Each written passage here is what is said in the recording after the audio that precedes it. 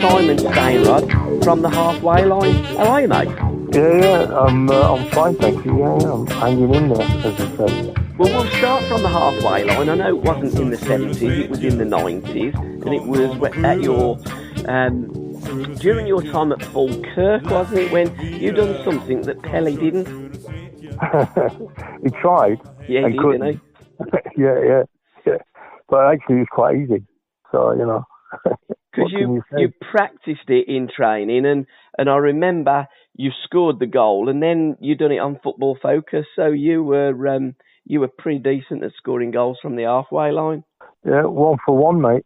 Yeah. So what can you say? Yeah, it was a bit of a strange thing to want to do. It was strange how it all occurred.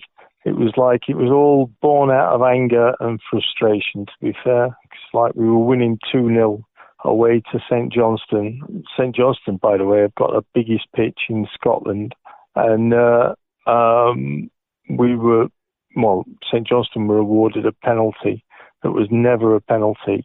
And I really got the hump with the referee. I was slaughtered him all the way back to the halfway line. And Kevin McAllister was stood there with a ball on the spot. And to be fair, I had noticed that their goalkeeper tended to hang around the arch on the arc on the edge of the box. You know, he wanted to get involved a little bit, and I'd seen he tended to drift out a little bit. So I just said to Crunchy, I said, well, there's a little expletive in there. I said, just touch it. An expletive in between just and touch. And so he touched it, and I just smacked it. And to be honest, I thought it was going to hit the bar. I watched it, and as it was going there, I just had a little jump up to see if it would just dip under the bar, and it did. So, it was just before half time, and we spent 10 minutes at half time all sat there just laughing our heads off. How did it feel for a player when it went in? It's a strange feeling because, like, you know, you're kind of outside yourself when you do something like that. You know, it's like there's not many people would try it. Yes. There's not many people that would be absolutely convinced that, you know, when they did try it, that it was probably going to go in. And I mean, it went in like a bullet, like straight down the middle. Like what it didn't, you know, drift either side. It was like straight down the fairway, straight down the middle. And how did it feel? Exciting. Yeah.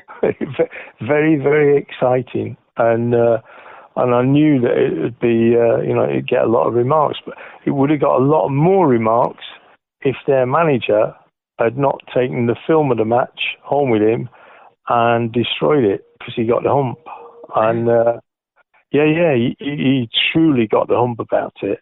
And normally in football, Scottish football, English football, there's a recording of the game, and both teams are supposed to get it. And I think that the TV company is supposed to get it. And so, you know, each game is filmed. And anyway, when they asked for it, what he said was, "Oh yeah, I took it home last night to watch it, and my daughter's taped over it." It's a bit mean. It's a bit mean, isn't it? You've got to be a little bit twisted, haven't you, to do that? Well, and it follows on, this story, Gabby. It follows on because a few years later I became manager at Dundee and player manager, and it was Alex Totten who was manager at St Johnstone, and he was still manager of St Johnstone when I was manager at Dundee, and we beat him every time except for once when we played at St Johnstone in a night game, and at half time we were 4-1 down and had 2 players sent off, and we were playing with an outfield player who was about 5'9" in goals, who can't see the ball under lights, and I was sub, and I brought myself on, and we drew 4-all, and I didn't half mess them around, and we drew 4-all we actually hit the bar in the last minute for 5-4, and he got sacked straight after the game. But I kept the tape. I didn't keep the tape of the match. I let him have it. And did you say this is for your daughter to erase if you want?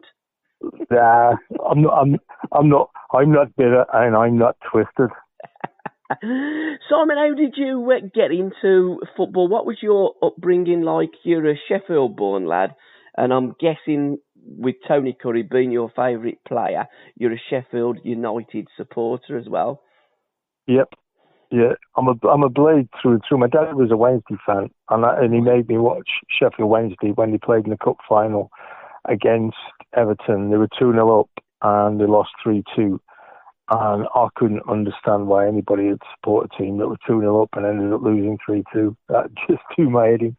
And I was 7, I think, when I watched that. Might have been 6, might have been 7. Is it 1966, that final? 66, yeah. Yeah, well, I'd have been 7. And it was... I can remember my dad getting upset and wanting to go for a kickabout in the garden with me and, like, you know, going over the top in tackles to me and things like it. And I thought, yeah. So I've been a United fan, not really since, but pretty much since, but particularly when I discovered Tony Curry. Yes. It was just fabulous. I used to go on the cop, like, I mean, you know, I'm a proper fan. I'd go on there and we'd fight with the opposition supporters. We'd, like, you know, if Newcastle came and they came and tried to take the cop, we'd get involved. You know, I've got pals who got picked off by the cops and stuff like that. And I was just a mad United fan that just lived for watching Tony Curry. And luckily, you know, kind of followed him around a little bit. You did. What did it feel like when you were a kid? Because that season that you did join and play for Sheffield United, made your debut, was the season that they got relegated, and ultimately it was the season that Tony left for pastures new. But how did it feel walking into that dressing room, for instance, on your debut for the team that you love? You know, I'm not like a tender little flower, don't you? So when I walked into that dressing room, I thought, I wonder how long it'll take me to get TC's shirt, and because he liked to play number 10, yeah. And that was my number from being at school, you know, and it was the only number that I ever wanted to play in, really. So going into the dressing room, my first game was Tottenham away, and we lost 5-0. But when it was 0-0, you know, I got a difficult place to go, White Hart Lane, especially when they got, you know, Jennings in goals and Chivers up front, people like that. And, you know, they were a proper team. And I pulled the ball down, difficult ball, and I slid Alan Woodward in one-on-one with Pat Jennings when it was 0-0. And I thought, well, here we go, we're 1-0 up. And Woody is one of the best finishers you've ever seen. Like, seriously, one of the best finishers ever. And Pat Jennings stayed up and made a great save, and he just went past the post. And we lost 5-0. And when we came in the dressing room after the game, I was thinking, like, I'll probably never get picked again, you know. And Jimmy Cyril, the manager, never spoke to me, never said a word. Nobody ever said a word. In those days, you know, like these days, when you're a young player, I mean, I was 17. I was 17 in 6 weeks. You know, I'm like a year out of school. And when you're there and you at that time, it's down to you. These days, if you were 17 and you were in that situation, you'd have so many people saying, "Oh, you're this and you're that," and you know, and don't get too upset, and, like, you know, think about next week. And people had taught you in those days. Nobody said anything. It was like, you know, if you're in the team, you're a man. Stand up to it and come on. You know, like, you know. And so our next game was Norwich away, and we won 3-1. I think 3-1. I scored the second one, which is obviously winning goal. And And I can remember scoring that goal, and I was so excited. Like, I'm on the pitch with TC. We've gone to an away game. It's Premier League, and I'm 17, and I've just scored. And I'm thinking, like, this is what I was born for. This is all I was born for at this moment. And I was so excited when I was playing. And TC came up to me. Are you allowed to swear on this, Gavin? Of course you can, yep, absolutely. TC comes up to me and he went like, "You little twat, calm down, otherwise I'll kick your fucking head in."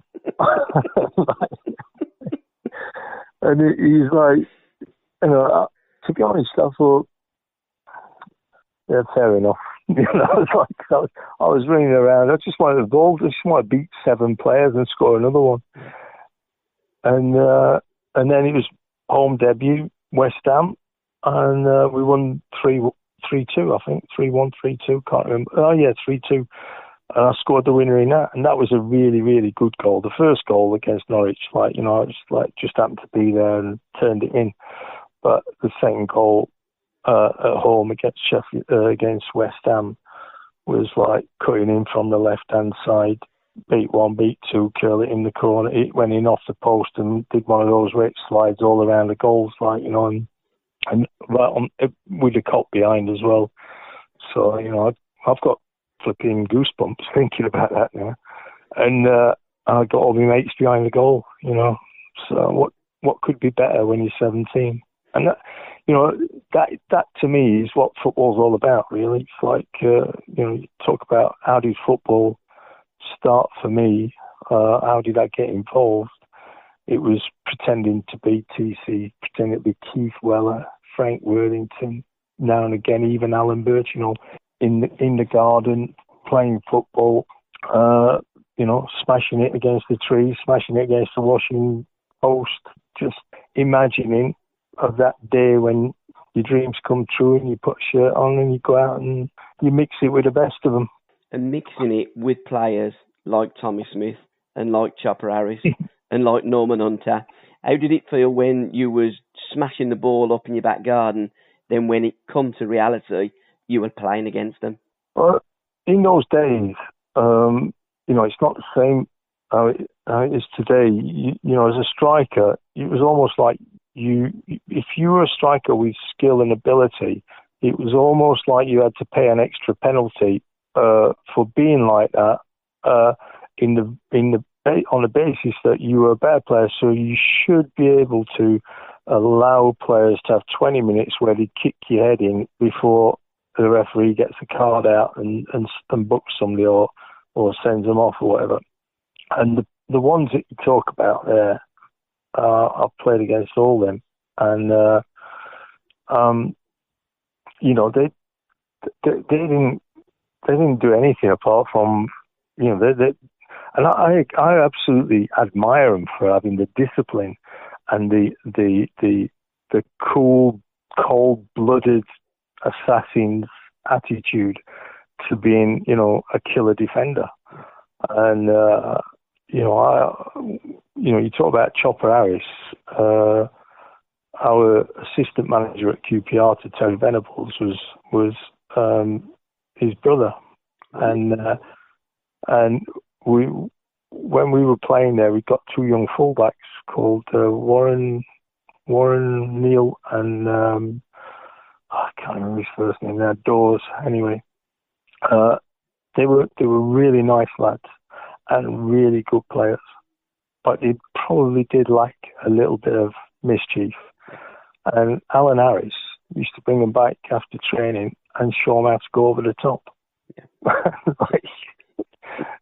Can you imagine doing that these days? Like, this is how you do a scissor tackle, and you're guaranteed to break his leg, and it was actually like that. He was showing them how to come in just so that it was just late enough so the referee wouldn't think it was too bad, but they're not getting up. And, different times. But I played against Norman Hunter when I was 17 at Leeds, with Tony Curry playing for us before he went to play for Leeds. And we beat Leeds 1-0 at Leeds. And, I played 90 minutes in that game. It's not like these days when you're a 17-year-old kid and you get like 25 minutes or you play a half and maybe a little bit more. Played 90 minutes. In the last minute of that game, they had a free kick on the edge of the box and Peter Lorimer was taking the free kick.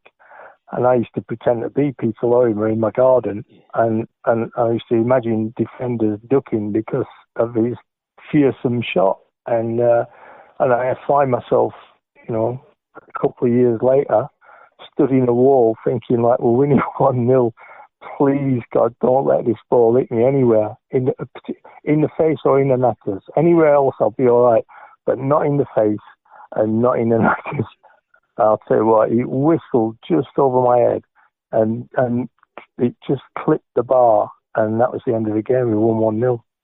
But before half time, I did I got a ball back to goal with Norman Hunter behind me, and I did a little step over the ball and take the ball the other way and hit it, and I hit the bar, and we were walking back to the halfway line, and he was just niggling at my ankles all the time, kicking me all the way back to the halfway line. He was going like, you ever do that again, son? I'll fucking kill you. Oh, if you ever do that again. So I just stood back and stamped on his foot, and he never said, he didn't react to being stood on or anything. It was like there was no pain, and he just looked at me and he said, "You don't know who I am, do you?" Got an idea, Norm. It's brilliant, isn't it? It's like, how do you come up with that in a game of football? It's like, it's like a scene out of a film. Yeah. It's like, Clint Eastwood comes on, with his cowboy line when the geezer's on the floor, and he told him what he's going to do to him if he, you know what I mean. Anyway, but it was one of those moments. Go ahead, son, make my day. Tommy Smith's standard line was, "Do that again, I'll break your back." So they all had a one-liner that tried to put the fear up forwards, but forwards like you that weren't shrinking violets, they certainly met their match. What was your luckiest or unluckiest ground, Simon? Luckiest ground? I would probably say unluckiest. Yeah. I never had any luck whatsoever at Man United's ground. Yeah. Whenever we played there, the referees are against you, the crowd's against you, everybody's against you. And, whatever you do, you're not going to get a penalty, you're not going to get anything. And so no luck whatsoever. Luckiest ground, I always loved playing at, apart from the first game with Tottenham at White Hart Lane, I always used to enjoy playing against them at Tottenham. Obviously, we lost in the cup final against them, but it was a ground that I really enjoyed playing on, and I scored a few on there as well. Right, so it was all right. If you could have a one-to-one with anyone, dead or alive, who would it be with, and why?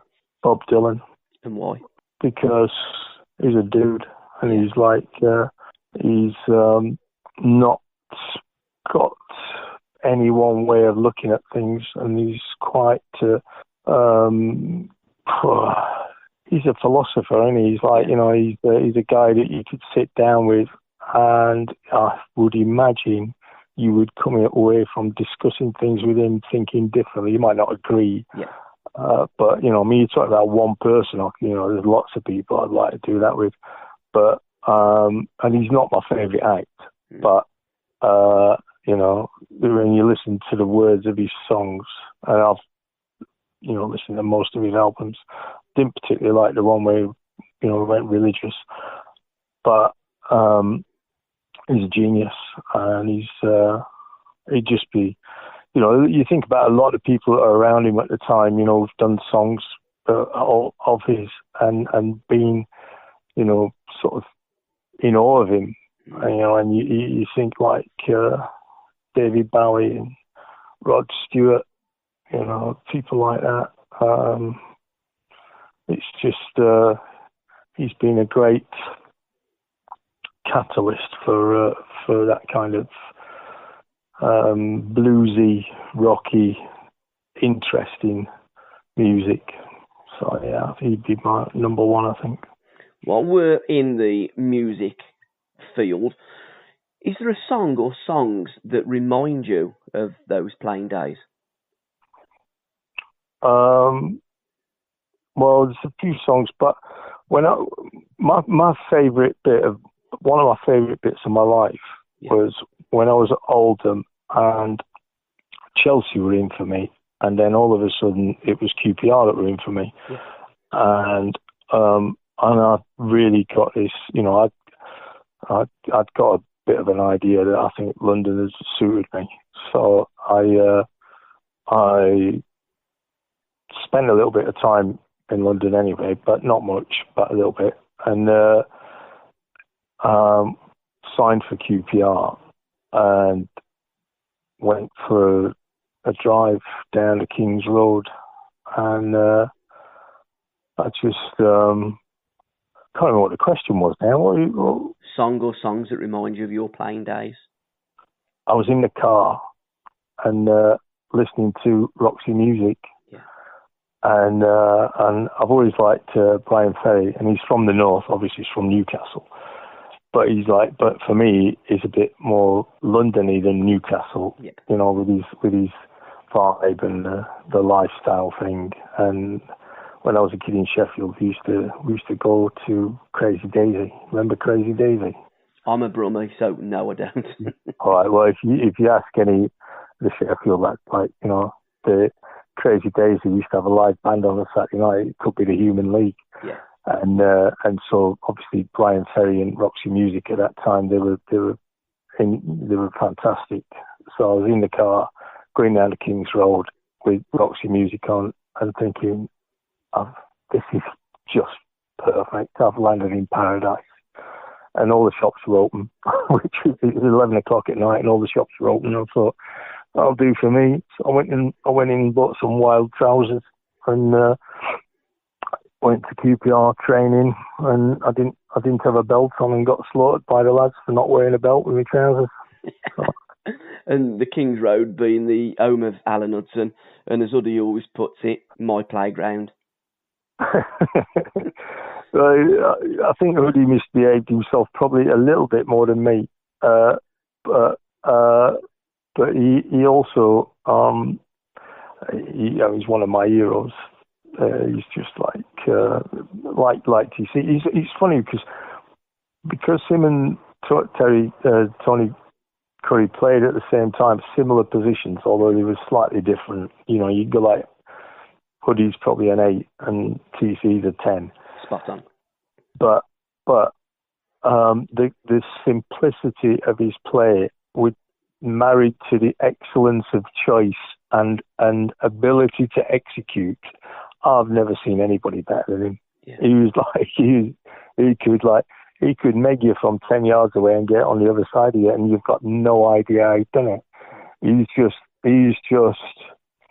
a joy to watch. He must have been, and an athlete, he's built like he's a lot bigger and stronger than you imagine him to be. And if he was playing in today's football, he's right up there with them. He would massacre people today. I'm not sure he'd like him, but he could do what Xavi did at Barcelona. Yeah. There you go. He could make a team tick. But if they weren't ticking, he could do it on his own as well, which Xavi couldn't. Absolutely. Incredibly that both TC and Uddy, and you're right, the ideal number 8 and the ideal number 10, collectively between them only had 3 caps under Revie. England caps, Tony Curry said, you should have got some. How come you never? Too much to say. Yeah. And I enjoyed myself too much playing. I wasn't, English football has the same problems today they had when I was playing, 100%. and that is they're terrified by players of ability. They have no idea. There's no idea how when you go on coaching courses and management courses. They go on courses and they say we need to trust we need to trust our players, and and they do things where in pre-season, you'll be with a group of lads and you have to you get blindfold on and you lean back and you fall and your teammates catch you, or they might not catch you. You know what I mean? Yep. So you have to trust, and they talk about trust.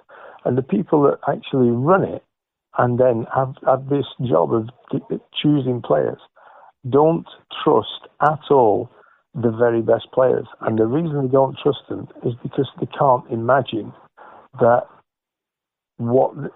can't imagine what they are capable of.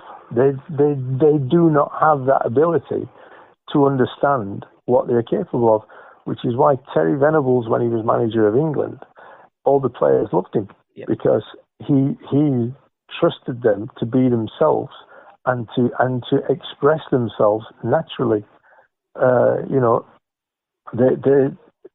These days they are. Well, if you go into an academy in England and watch how they coach football, you can see why the England team is devoid of any entertainment. I don't watch it anymore. It doesn't interest me. It's like it's just boring. There's other things to do, and I'm appalled. I mean, like when I say appalled, I mean I'm absolutely appalled at the lack of imagination and ambition, and why would you go and try and win in Iceland 1-0? Yeah. Why not go and just say, this is Iceland. Let's go and have fun. Let's go and express ourselves. I don't care if you lose 3-0 because it's not going to happen anyway. Yeah. But I don't care. Just dominate and play. Push your friends to play. Make them do things that they want to do. That excites the crowd. That excites the team. Make me smile as a manager. It's like it's so seriously dull and boring these days. It is like outrageous because it's an entertainment and people pay for it, and it is trash. 100% agree, and it's just like talking to Huddy and Terry Curran, who I do regular podcasts with, because they say exactly the same, and so did Frank Worthington. And you look at documentaries of Stan Bowles and Rodney Marsh, and all our Maverick players would all echo those words.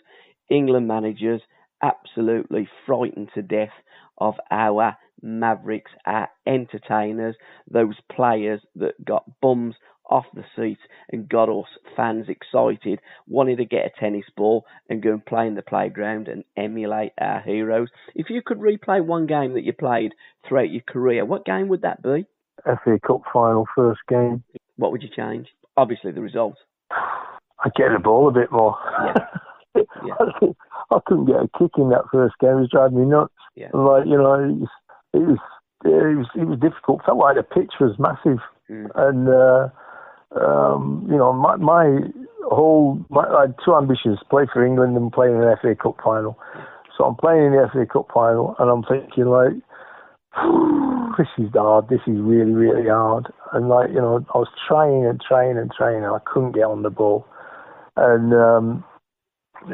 so that is the one game. I wouldn't necessarily change the result. I would just like to have had more of the ball to have more of an impact in it. And after our physio, being Terry Venables' physio for a long time, a fellow called Dave Butler, and he said you didn't impose yourself on the game, did you? And I was thinking you're spot on, mate, but I couldn't get on the ball. But they did have, they did kind of mark me back in front as well. They had Miller at the back, who's a bit of a beast, and a good centre half, and Stevie Perriman just in front, and it was complicated. It was difficult to get on the ball. It was a frustrating game, but in the second game, I felt like I played a lot better, and we were just unlucky not to win. We should have won, really. We played better than they did, and we lost 1-0.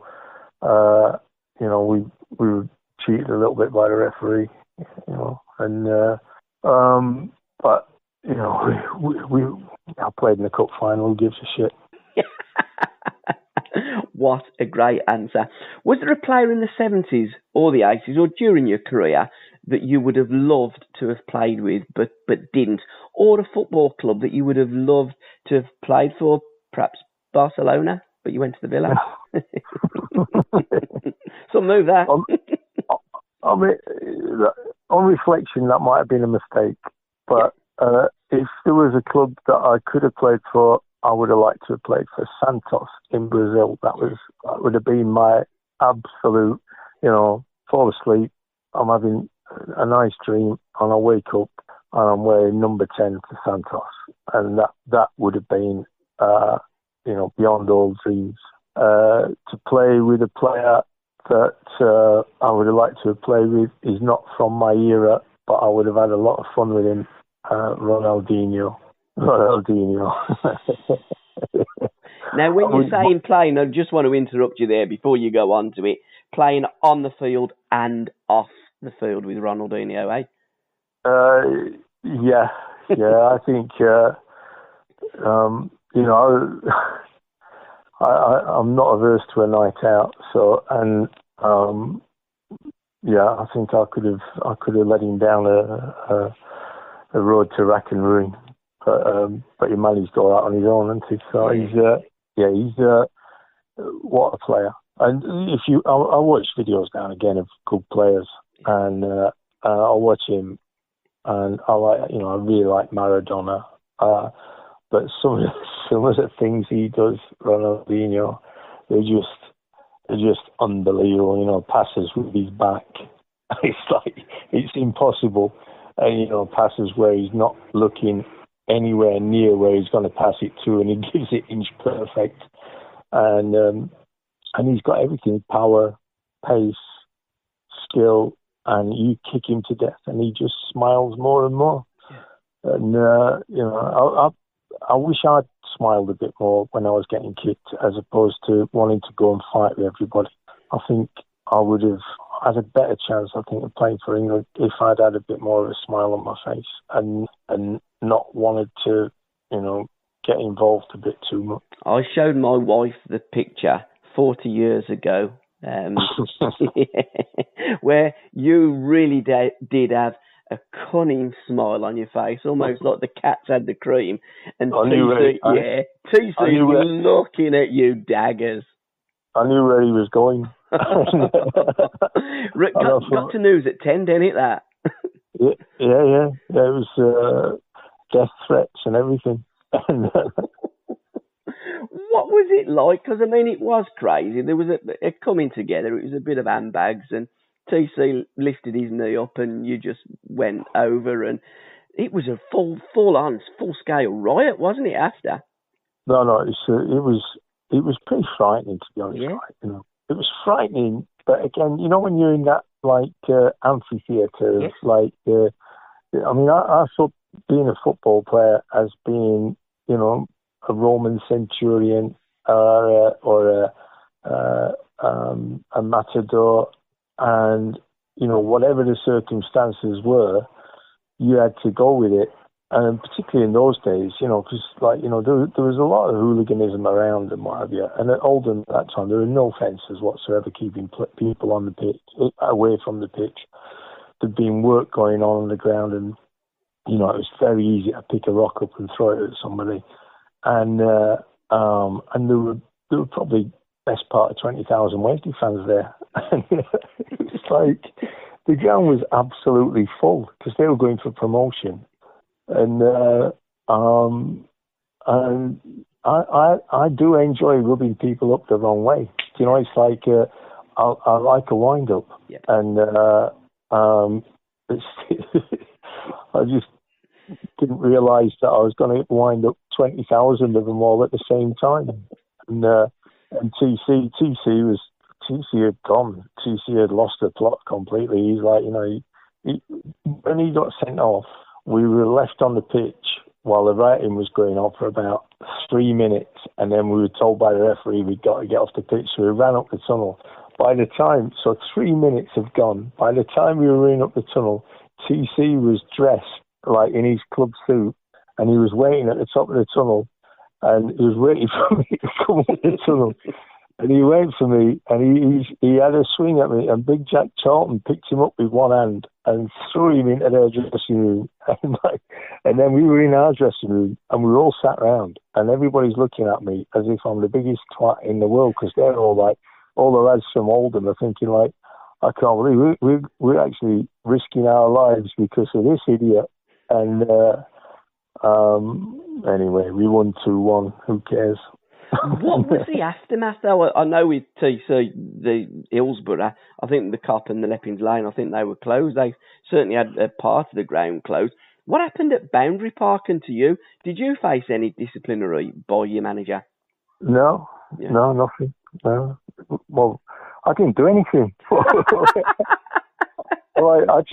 got kneed in the nuts and went down. It's like, I've got to be honest, like, he didn't catch me at beauty. But like, you know, if you stood with a referee and their best player is stood with you and he knees you in the nuts and you don't go down, I think, you know, you shouldn't be playing professional football. You should be like, you know, playing tiddlywinks with your pals. Because, you know, at the end of the day, it's a man's game and you're in it to win it, and points get prizes. And so I've always, my view today is, you know, I would rather win fairly, but I would rather win whatever. Yeah. And, you know, they're not all like that, footballers, but I am. And I wouldn't like cheat at golf or, you know, or cheat at tennis, but I might get a bit menacing when I'm playing.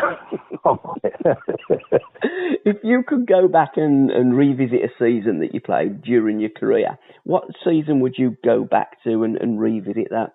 Hard question, that one. Season would I go back to? I'll probably go back to the season I left Sheffield Wednesday and went to Aston Villa, and I would leave Sheffield Wednesday and go to Barcelona. Because you nearly... I'm not knocking Aston Villa, by the way, but you know, I could have signed for Barcelona.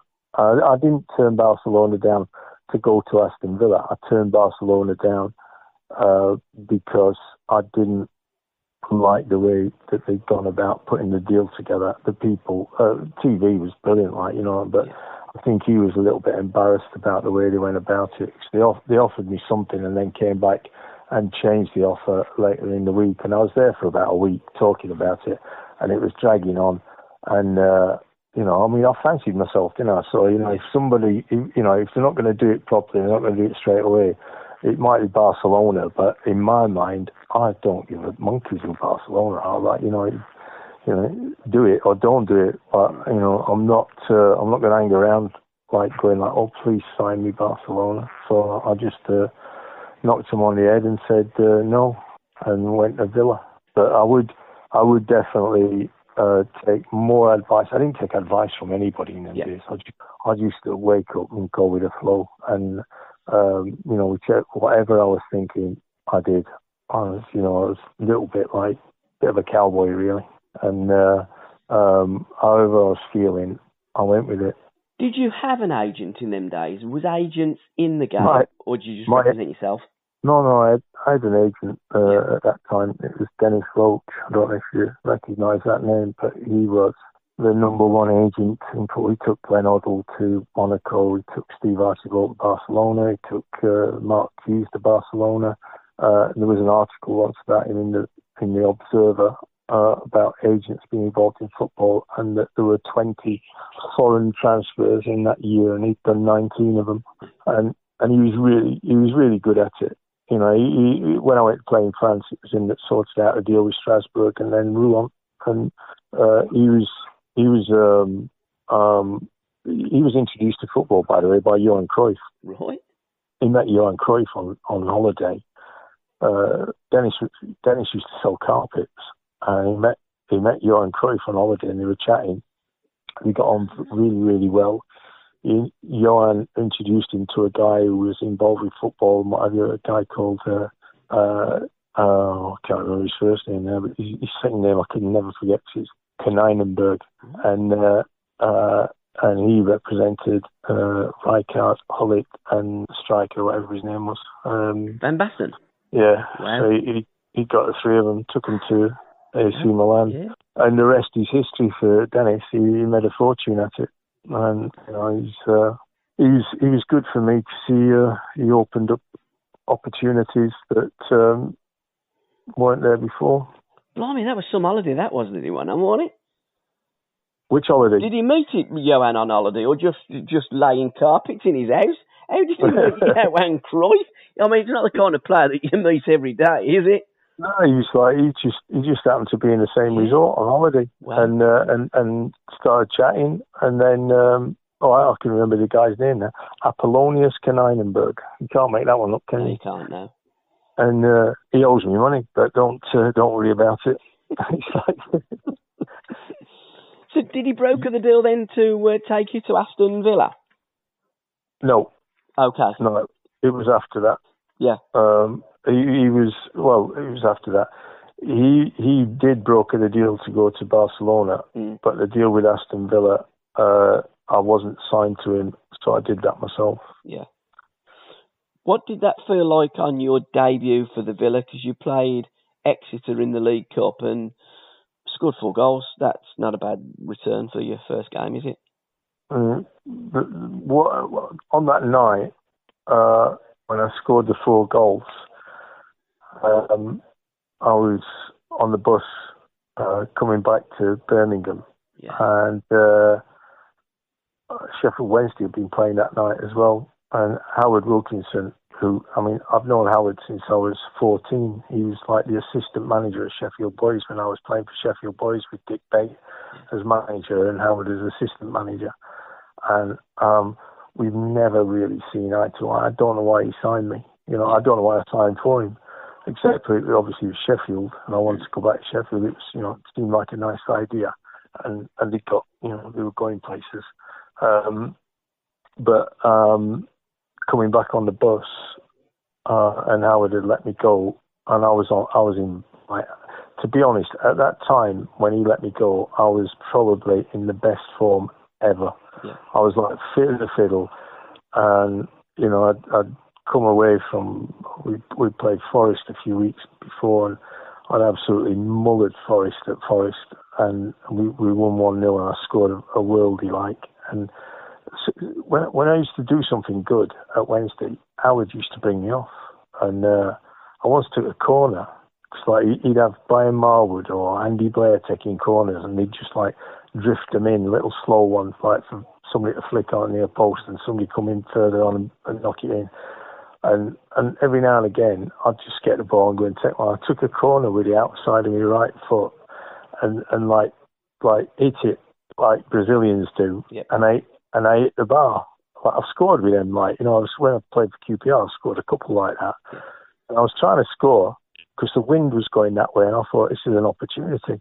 And I hit the bar, and 2 minutes later, he's got a number up, he's bringing me off. Took me off for taking a corner with the outside of my right foot and hitting the bar. It's like, it was madness. And again, I've drifted off. I can't remember what the question was. But he has never, we were talking about the Villa and your 4 goals, but he has never struck me as being a manager that would be good for players like yourself, players that have got flair, players that have got ability, players that would I'll tell you what, right? He got me really, really fit. I mean, I was really, really fit. And when I got away from him and I went to play for Villa, who played good football, you know, although he struggled a little bit, he got good players. And we struggled with injuries more than anything else, but we got good players like Mark Walters, who's a really good player. And you know, midfield players that could play, fullbacks that were good fullbacks. Colin Gibson was playing and went to Man United. You know, they were a proper team. Yeah. And what you were saying, like, how did I feel and what have you? I was on the bus coming back to Birmingham, and Sheffield Wednesday played that night, and the scores came on, and we were listening to the scores, and it went like Exeter 0, Aston Villa 4. And then there was a little report, and it said, in the Debbinson's side of the Steelers scored 4, and I just thought, like, I would love to see Howard's face now on that bus coming back. He must have looked like, oh my God, what have I done? And if he'd kept me there at Wednesday, and he'd done what he said he was going to do, I think we could have done, wonders there, because they were starting to get some decent players, and they got a way of playing that wasn't my way of playing. But my conversation with him when I signed was, he said to me, "What can you bring to us?" He said, "If you're going to sign for us, what do you bring?" And I said, "Well, I'll hold the ball up for you. I'll bring other players in. I'll be really good for midfield players wanting to get on the ball. I can see a pass, and I'll play passes at the right time." And I said, "And I'll score goals out the blue every now and again that win the game." And he said, "Oh, that's exactly what we're after." And then my first game, I came on as a sub away against Norwich, and it's like 0-0 night game. My first touch, the ball's gone about 300 feet in the air, and I'm out on the wing, right on the touchline. You cannot make a mistake with this. If you try and do what I did and don't get it absolutely right, you look like an idiot. And the ball's coming down, and as it's dropped, I just caught it on my foot and back-heeled it to somebody. And I could feel the glare from the bench from him.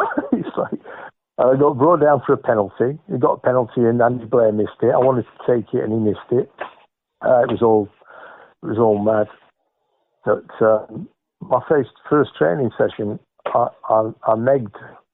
He was playing against us, Howard, in a midfield position, and I was playing against him in a midfield position. I got a ball and I threw him a dummy and megged him and clipped the ball in, and somebody scored. And he walked off, stopped the session, and told Mick Innigan, who was coaching us, to just set up a running session, and we just ran and ran and ran. That was my first day's training. He hated me from the first minute. He said in a meeting, Gabby, we sat down in a meeting going around all the players, and I was one of the last ones he got to. Are you allowed to use the C word? Yes, if you want to. Yeah. Well, I don't want to, but it's what he said. And so we're going around the room, and he's talking about this player and that player. He's been like, "And you're not doing it, and this, and you're doing okay. I like you." And he comes to me, and he says, "I knew you." He said, "You're my biggest signing, and you're my biggest mistake."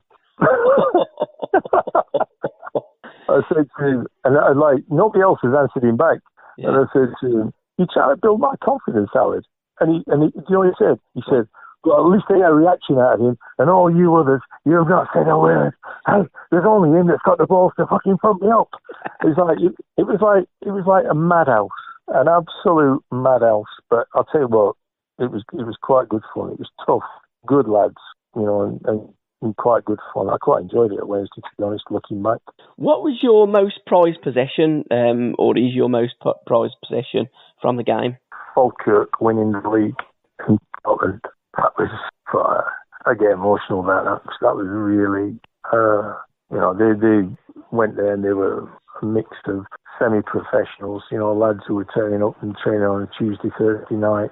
Sometimes they'd get a day off work and come in for training. And we were playing in what's called the Championship. And when I turned up there, we played a pre-season friendly there with QPR about 10 years before. And they'd not put a lick of paint or anything on that place since we'd been there in the summer of 1980. And so, I turned up there in 1991 or whatever it was. And it was just the best set of lads you could ever imagine. There's not one of them that was dull. There's not one of them that was boring. And there's not one of them that wasn't a really good player once you got them to believe in themselves and carry them a little bit.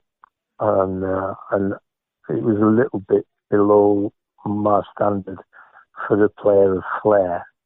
And I just took the piss from the first. Well, I was injured for the first couple of games, and I was playing with a hamstring injury, which you can't do really. And but after 4 games, we were bottom of the league, and they were all thinking like, "Oh my God, what have we done?" But then my hamstring cleared up. And next game we won 7-0, then it was 5-0, and then 4-0. And, you know, we just mothered everybody, and it was it's great living in Edinburgh, in a really nice part of Edinburgh. You know, kids loved it. Playing golf on really good golf courses, and just getting up to all kinds of nonsense, like, you know, with the lads who were just the best set of lads ever. We went on a trip at the end of that season when we won the league that, you know, the Rolling Stones wouldn't have done that trip. It was it was unbelievable. It was unbelievable. You know, like it was wild. So if you could revisit a football club and go back and play for them, I'm guessing it would be Falkirk. You sound as though that was the club that you loved. No. If I went back and played for a team, it'd be QPR. Oh, okay. I'd go back and play for QPR. I'd go back and do anything for QPR. They, like, you know, those 5 years with QPR were like, every day was a dream.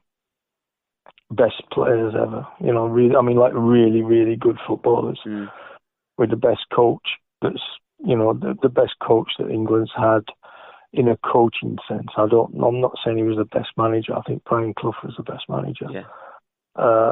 And, you know, Bill Shankly and Alex Ferguson are probably better managers. But as a coach, Terry Venables somebody else asked me, said, like, you know, you've been managed by Graham Taylor, who managed England. Howard Wilkinson managed England, and Terry Venables said, "What did you learn from each one?" I said, "Well, from Graham Taylor, I learned that I'm not very good at running into channels and chasing after balls that are like going out for a throw-in." Said with Howard Wilkinson, I realised that I wasn't going to become a cross-country runner, but I had a good go at it. And with Terry Venables, I learned something new about football every day of my life. So, you know, and I'm not against the other two. You know, I mean, they do what they do, and and they were successful. Well, I am against them actually, but I'm not against them having a go at it. But I'm against them being successful at it. I think we should be better at not letting that. I think you should be able to win a game of football, however it's winnable. Yeah. You know, and if it means knocking long balls and chasing after it, and that's how you play, fair enough. But don't base a country's football on it. You know, you'll reset back 20 years with practically where he got set back.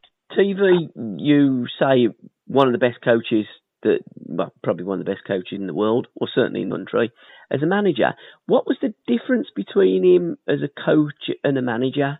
He wanted to be a businessman, and he wasn't. And if he just stuck at being the best coach in the world, but you know, he got quite a high opinion of himself as well. Although he was a really, you know, nice fella, interesting fella, good at all sorts of things, really good singer, wrote books.